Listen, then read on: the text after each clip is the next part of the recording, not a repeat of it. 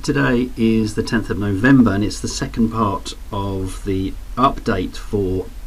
Australian US dollar that was completed at 9:55 this morning. We have indeed, and it's been a very fast completion, but we have indeed received and seen a fourth wave decline from the 76.4% retracement that was mentioned. That was then subsequently broken with the fifth wave up to complete wave C of 2. So the small missing elements that we were stating, that we had waves 4, 5 and C, that would then enable us to label this as a second wave, have now actually been seen. The C equals A price level, which is here, the blue line that was covered in the first video coverage, you can see has been met virtually to the pip, which is mind-bogglingly accurate if you consider the amount of money that is traded in the foreign exchange market each day. So we have now what is labelled as a 5-wave decline, a wave A, B, C, B into the low with a 61.8% retracement, and then what we can count at this moment in time as a 1, 2, 3, 4 and 5 for this second C wave of the zigzag, which has met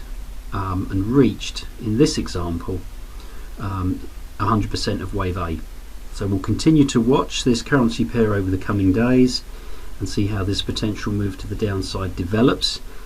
We can't rule out that this isn't still part of this corrective structure here, so it'll be interesting to see how this particular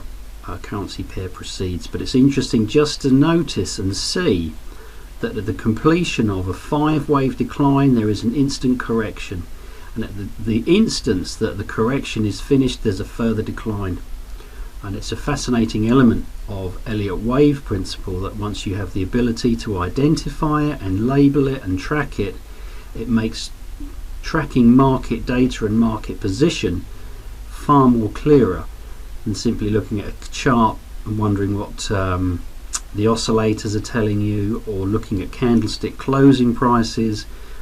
which is, as I've mentioned in my opinion, is completely and utterly redundant. So we'll continue to watch as this unfolds and see how this progresses.